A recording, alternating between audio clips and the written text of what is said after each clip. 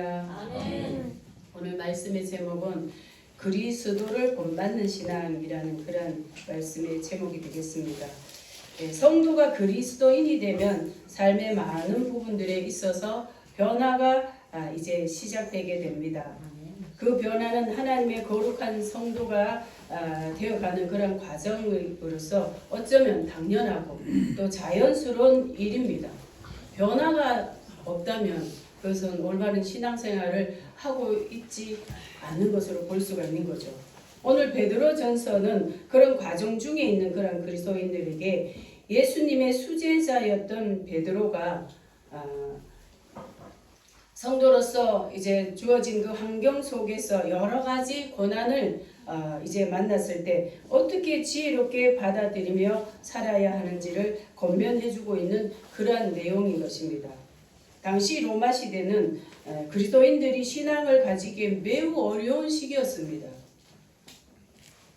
로마 정부는 황제 숭배를 굉장히 강조를 했습니다.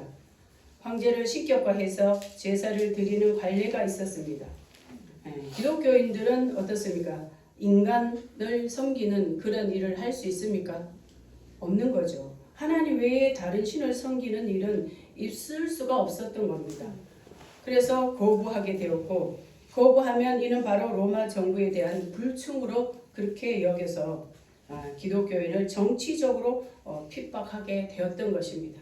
뭐 보통 핍박하는 정도가 아니라 이 생명을 이제 위협하는 그런 이제 핍박이었던 것입니다. 그것뿐입니까? 유대인들이 또한 핍박이 얼마나 심했습니까? 같은 민족이끼리 핍박을 하게 되는데 예수 그리스도를 믿는 그런 성도는 유대인들이 볼 때는 자신들이 생명처럼 지켜오던 율법과 전통을 흔드는 그런 집단으로 여기고 극심하게 핍박했던 시기가 바로 이 초대교회 시대, 로마 시대였던 것입니다. 이런 그 핍박은 313년도까지 이어졌던 거예요. 이런 상황 속에서 성도는 과연 어떻게 해야 지혜롭게 이런 상황을 잘 이기고 신앙을 지키는 그런 어떻게 보면 두 마리 토끼를 한꺼번에 잡아야 하는 그런 절박한 그런 환경 속에 봉착하게 된 겁니다. 이때 사도 베드로는 그 해답을 일반적인 그런 교훈에서 주는 것이 아니라 예수님의 삶에서 그 교훈을 주고자 했던 것입니다. 사실 우리 신앙의 궁극적인 모델은 누구입니까? 예수님이죠. 예수님입니다. 그러나 우리가 예수님은 신이시고 우리 성도들의 눈에는 예수님이 실제로 살아가시는 게 보이나요? 보이지 않잖아요. 그냥 글로만 보게 되는 것이죠. 그러다 보니까 이 신앙과 삶의 격차가 생길 수밖에 없는 겁니다. 이럴 때에 우리의 믿음의 선진들을 봐야 되는 거예요. 똑같은 상황을 살아왔던 믿음의 선진들을 보고 우리가 그분들을 좀 따라가면 그러면 이 격차가 좁혀질 수가 있는 겁니다. 고린도전서 11장 1절을 보니까 사도 바울은 이런 말을 했어요. 내가 그리스도를 본받는 자 된 것 같이 너희는 나를 본받는 자가 되라 이렇게 말을 하고 있어요. 사도 바울이 예수님을 철저하게 본받는 삶을 살아왔던 거예요. 그가 그렇게 살 수 있었던 것은 그들의 삶에는 뭐가 깔려 있어요? 율법이 깔려 있는 거예요. 모세오경 율법이 깔려 있고 구약 성경이 어려서부터 태어나면서부터 그들은 삶을 통해서 철저하게 이제 실천했던 사람들입니다. 다만 약점이 있다면 예수님을 못 보고 예수님을 믿지 않았던 그런 약점이 있는 거죠. 그러나 사도 바울은 예수님을 만났기 때문에 곧바로 구약에서 신약으로 넘어올 수가 있었던 거예요. 한 단계 올라갈 수가 있었던 거예요. 그냥 구약에만 머물러 있는 그런 신앙이 아니라 신약으로 넘어올 수가 있는 그러한 신앙이었던 거죠. 그래서 내가 본을 보였으니까 너희는 나를 본받으라 이렇게 말을 하고 있는 겁니다.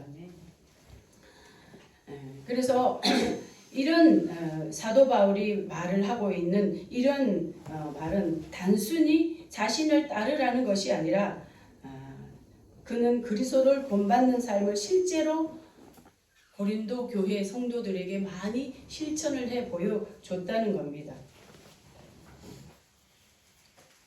교회 처음 온 사람이 대부분의 예수님의 말씀을 실천할 수 있을까요?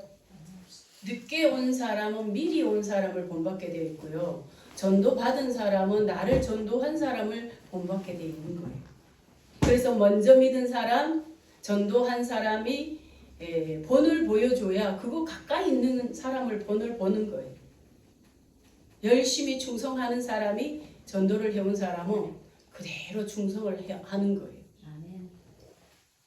그래서 사도 바울은 자신을 본받으라 그렇게 말을 하고 있는 겁니다. 그런데 성도들에게 있어서 사도를 본받는 것 또한 쉽지가 않는 겁니다. 마치 학교에 입학했다고 해서 완전히 금방 졸업할 수 있는 그런 실력이 되지 않는 것과 마찬가지인 거죠. 하루아침에 우리 신앙이 완성되는 것은 결코 아닙니다. 그렇다고 해서 우리가 완전히 놓고 있으면 안 되는 거죠. 옛사람의 모습으로 그대로 살고 있으면 그거는 자세가 안 되는 거죠. 쉽지 않지만 그러나 조금씩 한 가지 그분을 닮아가려고 애를 쓸 때 조금씩이라도 변화가 되어지고 닮아가게 되는 것입니다. 네. 오늘 사도 베드로는 어떻게 닮아가라고 그렇게 권면을 하고 있습니까?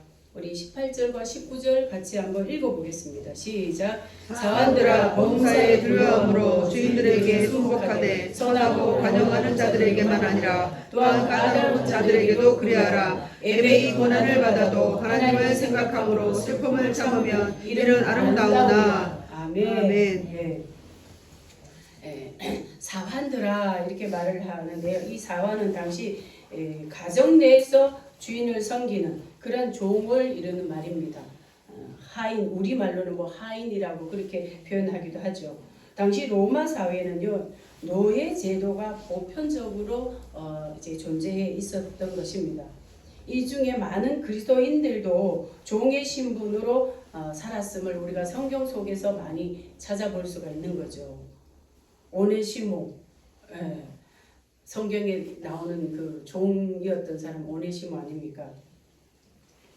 그런데 종의 신분으로 살 때 그리스도인들은 오늘 말씀해 보니까 뭐라고 합니까? 범사에 두려워함으로 주인에게 순복은 하되 선하고 관용하는 자들에게만 아니라 또한 까다로운 자들에게도 그렇게 하라 그렇게 말하고 있습니다.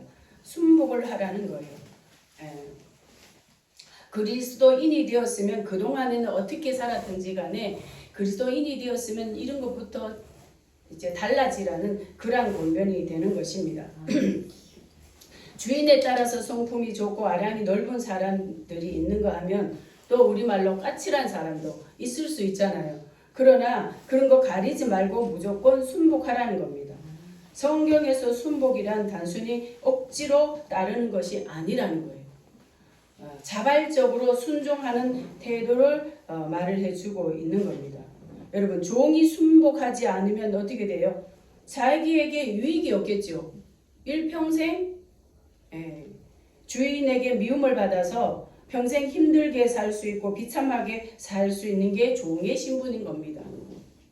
종은 주인의 재산의 일부분이었어요. 인권이 보장되지 않았습니다. 요즘은 인권 때문에 자칫 잘못했다가 전부 다 휴대폰 갖다 들이대야 되잖아요. 뭐 촬영하고 막 띄우고 그러잖아요. 그런데 이 시대는 이런 게 통하지 않았던 시대입니다. 종은요, 주인이 죽으라면 죽는 신유까지 내야 돼요. 죽어야 되는 거예요. 인권이라는 것은 찾아볼 수가 없는 시대인 거예요. 그런데 무조건 순복하지 않으면 뭐예요? 미움을 받으면 일평생 어렵게 비참하게 살 수 있는 그런 위치가 종이었던 겁니다. 그렇기 때문에 이제 그 생각을 바꾸라는 거예요. 생각을 바꾸라는 겁니다. 까다로운 사람이 주인이면 애매히 고난을 받는 일도 많이 있지만 그러나 그런 거 가리지 말고 무조건 순복하라는 겁니다. 그럴 때에 그 이전에는 순복하고 나면 자기 자신이 비참하게 느껴졌을 수도 있어요. 내가 어쩌다가 부모 잘못 만나서 이 종의 신세가 돼서 이런 처지에 살아야 하나 뭐 이런 생각 할 수 있잖아요. 얼마든지 할 수 있잖아요. 뭐 요즘 사람들 금수저 보고 그런다면서요. 금수저, 은수저 보고 부모 잘못 만나서 뭐 이렇게 나쁜 생각하는 그런 자녀들도 가끔 있다 그러잖아요. 그런데 그걸 떠나서 이 종의 신분으로 태어나면 뭐예요? 자기도 종이지만 자녀도 종인 거예요. 정말 이 신분 사회 없어진 것이 폐해진 것이 얼마나 정말 좋은 사회가 되는지 모릅니다. 네. 그런데 그렇게 순복을 하는데 과거에는 그렇게 억지로 순복을 했다면 이제 그리스도인이 되면 마음을 다르게 가지고 하라는 거예요. 어떤 마음이요? 하나님을 생각하고 하라는 거예요. 하나님을 생각해서 억울함을 슬픔을 참으면 이는 아름다웠나 그랬습니다. 아름답다는 것은 뭐예요? 하나님을 생각하고 참는 그 자체는 하나님께 아름다운 것으로 평가를 받는다는 거예요. 주님 밖에 있을 때는 그런 모든 것들도 아무 누구에게도 인정받을 수 없는 것이었다면 이제는 다르다는 거예요. 마태복음 10장 30절에 보니까 너희에게는 머리카락까지 다 세신 바 되었느니라 예수님 이렇게 말씀하셨어요. 머리카락까지 다 세신 바 됐대요. 우리의 마음과 생각도 다 아신다는 겁니다. 그러면 이제는 마음을 바꿔서 억지로 하지 말고 마음을 돌이켜서 이제 새로운 마음으로 하라는 기쁨으로 하라는 것입니다. 아멘. 어차피 종이라면 그 마음을 바꾸면 인생이 달라지는 거예요. 아멘. 여러분 우리 삶 가운데 우리가 마음 조금 바꿨는데 달라지는 경우 굉장히 많이 있잖아요. 아멘. 오늘 종의 신분으로 그리스도인이 된 그런 사람들에게 지금 사도 베드로가 권면을 해주고 있는 것입니다. 탈무드 유모에 보면 이제 어떤 이제 그 식당에 일을 하는 종업원이 이제 손님이 와가지고 이제 뚝배기에다가 음식을 줬어요. 국을 줬어요. 그런데 손님이 그걸 먹다가 부르는 거예요. 주인을 부르는 거예요. 그래서 가서 봤더니 여기 파리가 빠졌다는 거예요. 파리가 빠진 거예요. 그래서 이제 그 종업원이 가서 보니까 정말 파리인 거예요. 그런데 빨리 이제 이렇게 교체를 하는 것이 아니라 이 콩깍지가 콩껍데기네요 하고 맛있게 주워 먹는 거예요. 아 고소하다 그러면서 주워 먹는 거예요. 그러니까 이제 그 다음에 손님이 이제 음식값을 내고 너무 미안하다고 오늘 내가 잘못 본 것 같다고 미안하다고 그러면서 이제 돈을 지불을 하고 나갔어요. 근데 주인이 물어보는 거예요. 그 일 시킨 사람에게 물어보는 거예요. 야 거기 진짜 오늘 그거 파리 맞았지? 그러니까 네 파리 맞았어요. 근데 너 왜 그거 주워 먹었어? 고소하다 그러면서 왜 주워 먹었어? 그러니까 단골 손님 떨어질까봐 그랬어요. 네. 그걸 파리로 인정하면 단골 손님이 이제 떨어질까봐 그랬어요. 그러니까 주인이 감동을 너무 받은 거예요. 야 이제 다음에 이 가게 주인은 네가 해라. 그리고 다음 달부터 네 월급 배로 올려준다. 이렇게 된 거예요. 네. 그만큼 뭐예요? 우리가 때로는 참아야 될 때가 있는 거예요. 아멘. 인내해야 될 때가 있는 거예요. 아멘. 그 속에 하나님께서 더 큰 은혜를 숨겨놓을 때가 있는 거예요. 아멘. 그러나 좀 억울하고 슬픈 일 당했다고 해서 그걸 참지 못하면 하나님께서 숨겨놓으신 것을 우리가 캐지 못할 수도 있는 겁니다. 그런데 오늘 말씀에 보니까 20절에 보니까 이런 말씀이 있습니다. 죄가 있어서 매를 맞고 참으면 무슨 칭찬이 있으리요. 그러죠. 죄를 지어서 그것을 죄 때문에 매를 맞고 그런 고난을 참으면 매를 맞으면 무슨 칭찬이 있겠냐는 거예요. 하나님 앞에 아무런 의미가 없는 그런 고난이 된다는 거죠. 똑같은 고난이지만 의미가 있는 것과 없는 것에 큰 차이가 있는 것입니다. 그리스도를 닮아가려는 그런 의로운 고난은 그것은 하나님 앞에 우리의 신앙이 성장하기도 하고요, 성숙되기도 하고, 그 다음에 우리의 환경을 반전시키는 그런 역사가 있는 겁니다. 그리고 하나님 앞에 갔을 때 그것이 큰 상급이 될 수도 있는 겁니다. 할렐루야. 아멘. 고린도전서 10장 31절에 보니까 그런즉 너희가 먹든지 마시든지 무엇을 하든지 다 하나님의 영광을 위하여 하라. 그렇게 말씀하고 있습니다. 그래서 하나님의 영광을 위하여 한다라는 그 마음 중심을 가지고 신앙생활도 하고 삶 가운데도 그렇게 살으라는 거예요. 이전에는 어떻게 살았습니까? 이전에는 나의 영광을 위해서 내가 중심이 되어서 모든 삶을 살았다면, 이제는 하나님의 자녀가 되었으면 하나님의 영광을 위하여 살으라는 겁니다. 이게 어떤 의미가 있을까요? 하나님께 맡기는 삶이 되는 거죠. 그러면 그때부터 하나님이 주인이 되어서 우리를 살게 하시는 거예요. 우리를 이끌어 가시는 거예요. 그게 진짜 삶인 것입니다. 좋은 일이나 힘겨운 일이나 견디기 어려운 그런 일이라도 하나님의 영광을 위해서 인내하고 그렇게 살아가면 반드시 하나님께 칭찬받게 된다는 것입니다. 그런 삶이야 바로 어둠을 밝히는, 이 세상의 어둠을 밝히는 그런 그리스도인의 삶이 되지 않을까요? 우리 믿음의 선진들은 여러분 다 그렇게 살아오셨습니다. 많은 사람들이 그렇게 살아오셨습니다. 그래서 우리는 예수님은 하나님의 아들이시니까, 신이시니까 그렇게 생각한다면 우리는 믿음의 선진, 우리와 똑같은 믿음의 선진들을 먼저 보고 배우고 그 다음 차원에 가서 예수님을 본받으면 되는 거예요. 이들이 믿음의 선진들이 왜 그렇게 살았을까요? 21절 우리가 한번 읽어보겠습니다. 시작. 이를 위하여 너희가 부르심을 입었으니 그리스도도 너희를 위하여 고난을 받으사 너희에게 본을 비춰 그 자취를 따라오게 하려 하셨느니라. 아멘.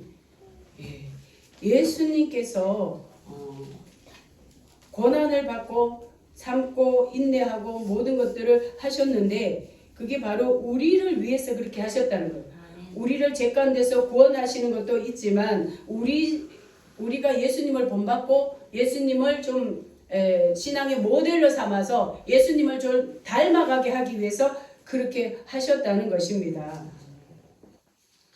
성도라고 해서 예수님이 십자가 지신 거 그걸 질 필요는 없어요. 그것은 예수님 한 분으로 끝난 겁니다. 그러나 삶 가운데서 애매하게 억울한 일 당했을 때에 그럴 때에 우리가 해야 될 일이 거기서 나오는 거예요.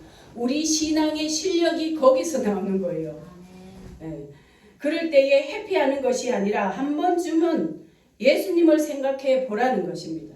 우리 예수님이라면 이럴 때 어떻게 하셨을까? 예수님께서 왜 이런 걸 우리에게 허락하셨을까? 이런 것을 한 번쯤 생각해 보라는 것입니다. 무조건 인내하고 박차고 거기에서 나오려는 것이 아니라 한 번쯤은 예수님을 생각해 보라는 거예요. 그래서 자취를 따라오게 하기 위해서다 이런 말씀하셨잖아요. 이런 과정을 통해서 우리 그리스도인들이 하나님의 성도로 만들어지는 거예요.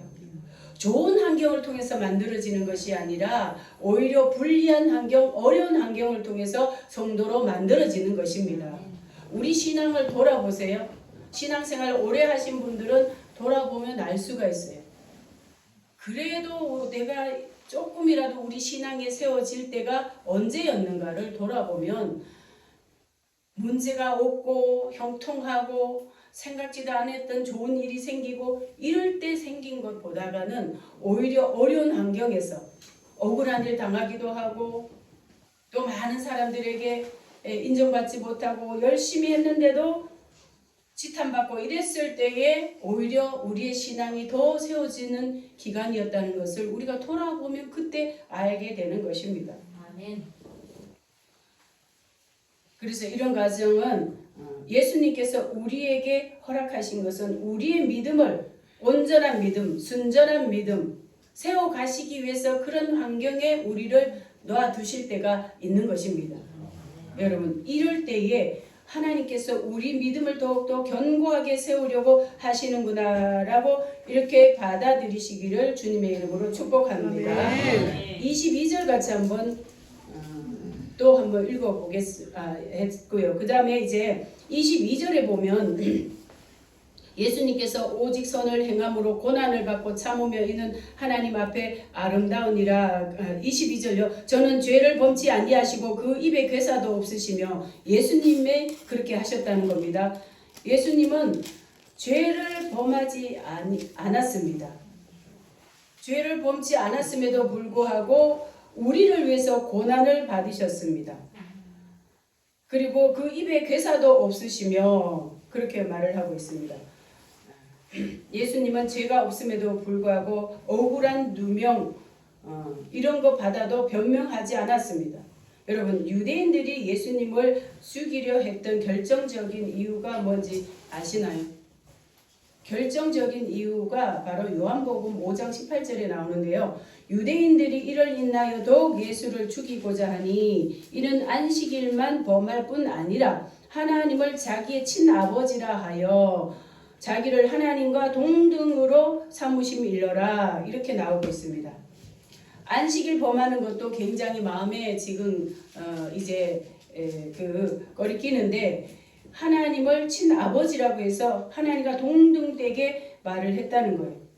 유대인들에게 있어서 가장 큰 죄라고 여기는 게 뭔가요? 신성모독입니다. 신성모독. 용서받을 수 없는 죄에 해당하는 것이 신성모독인 겁니다. 그래서 예수님을 더욱 죽이려고 이제 했던 거예요. 유대인들은 어떤 사람들입니까? 하나님에 대해서 그들이 하나님을 경외하는 그 마음은 그 행동이라고 해야 되나요? 그 삶은 세계적으로 볼 것도 없죠. 유대인들의 그런 마음은 다른 종교에서 찾아보기 어려울 정도로 그들이 하나님을 이제 섬기는 일이 특출났던 겁니다. 겉으로 보기에 그랬던 거죠. 유대 전승에 의하면 성경을 필사할 때 하나님의 말씀을 이제 옮겨 적는 그 필사를 할 때에 그럴 때에 성경에 보면 여호와, 구약에 보면 여호와라는 단어가 많이 나오죠. 여호와 하나님에 대한 단어가 많이 나옵니다. 그러면 그 단어가 나오면 필사를 할 때에 쓰다가 여호와라는 단어가 나오면 그 붓은 교체하는 거예요. 새 걸로 교체하는 거예요. 그리고 정결 의식까지 하는 그런 일이 있었다고 합니다. 그러면 구약을 다 쓰기 위해서 새 붓을 얼마나 교체를 했을까? 제가 AI인데 물어봤어요. 그랬더니 6,800회 정도 붓을 바꿔야 했다는 거예요. 600도 아니고 6,800회를 붓을 바꿔야만 구약을 쓸 수가 있는 거예요. 여러분, 그 정도로 하나님에 대해서 경외하는 마음이 컸다는 거예요. 여러분, 그게 진정한 하나님을 경외하는 것일까요? 그렇게 행동으로 하는 것 가지고는 아닐 수도 있는 거예요. 겉모습 가지고는 다가 아닐 수가 있는 거예요. 호세아 4장 6절에 보니까 내 백성이 지식이 없음으로 망하는도다 그랬어요. 지식이 정말 없어요. 머리로 하는 지식은 누구보다도 하나님에 대해서 잘 알고 있었던 거예요. 지식이 없어서 내 백성이 망한다고 하나님이 호세아 선지자를 통해서 하신 말씀인 겁니다. 호세아 6장 3절에 보니까 우리가 여호와를 알자, 힘써 여호와를 알자 이렇게 말씀하고 있어요.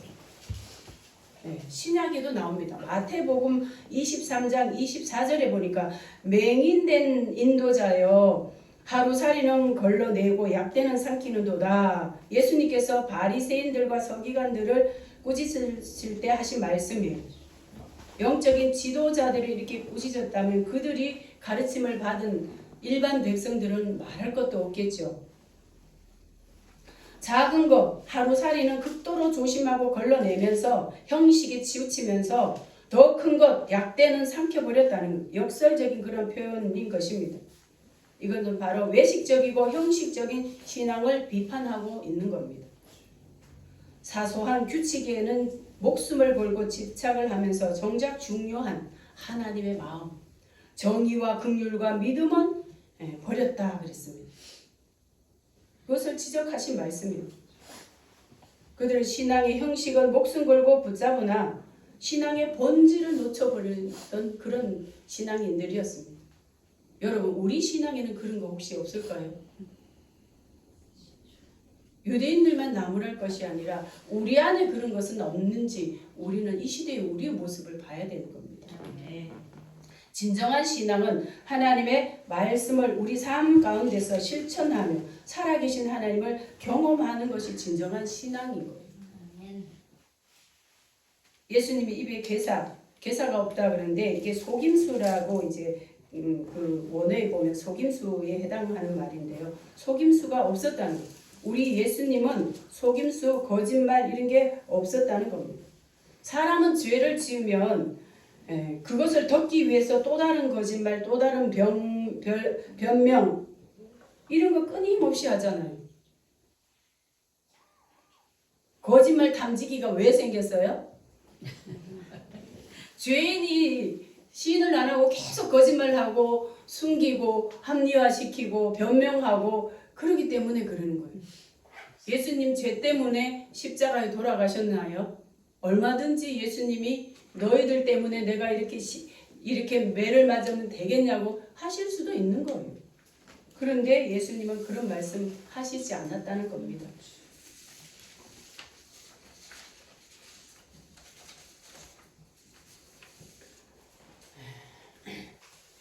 사실 유대인들은 무지해서 하나님의 아들인 것을 자체를 몰라서 예수님을 죄인처럼 취급하고 십자가에 못 박은 거지 예수님이 거짓말하시고 변명하신 거 하나도 없는 것입니다.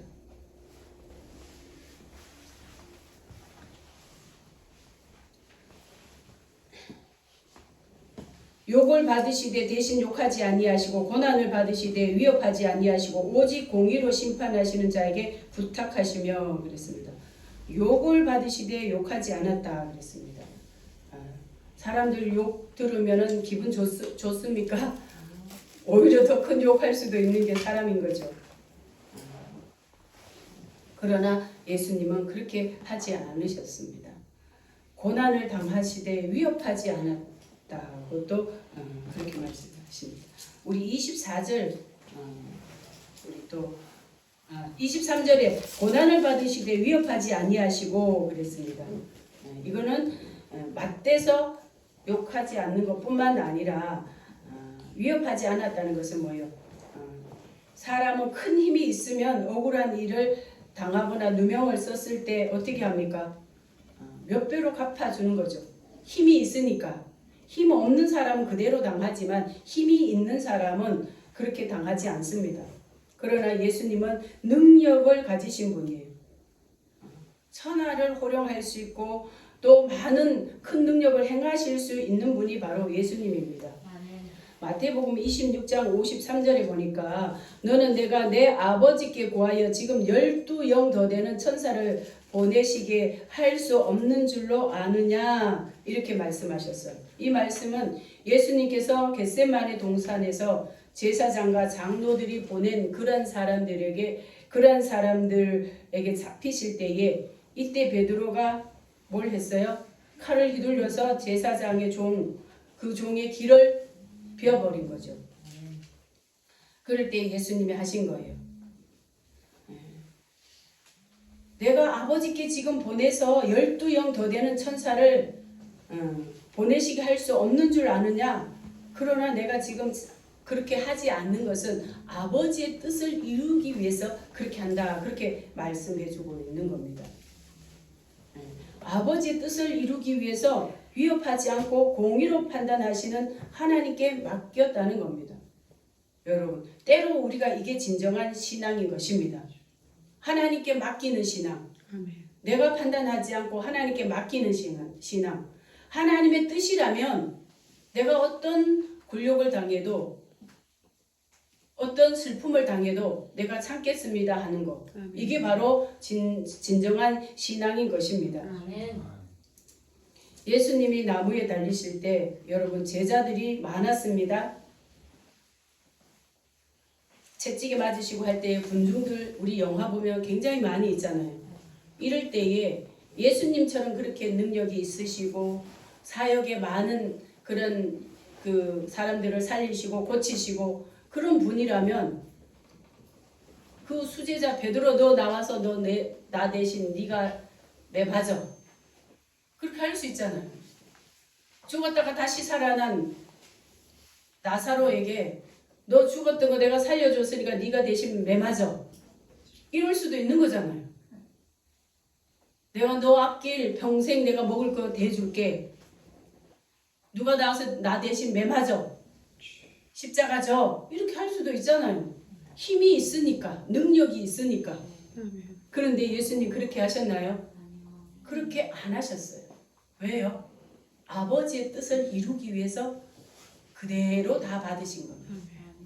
그대로 다 십자가 다 지신 겁니다. 여러분, 때로 우리가 하나님을 생각해서 우리가 그런 우리의 삶 가운데 주어진 그런 억울한 일, 애매하게 고난받는 일, 이런 것들도 우리가 하나님을 생각해서 참을 수 있는 그러한 신앙인이 되어야 하는 것입니다. 아멘. 죄의 오늘 24절에 보니까 우리 같이 한번 읽어보겠습니다. 시작. 친히 나무에 달려 그 몸으로 우리 죄를 담당하셨으니 이는 우리로 죄에 대하여 죽고 의에 대하여 살게 하려 하심이라. 저가 채찍에 맞음으로 너희는 남을 얻었나니. 아멘. 네, 죄에 대하여 죽고 의에 대하여 살게 하기 위해서 채찍에 다 맞으셨다는 거예요. 여러분, 예수님께서 우리는 죄에 대해서 죽고 의에 대하여 살게 하는 새 사람 만들기 위해서 예수님이 다 담당하셨다는 겁니다. 그렇다면 우리는 뭐예요?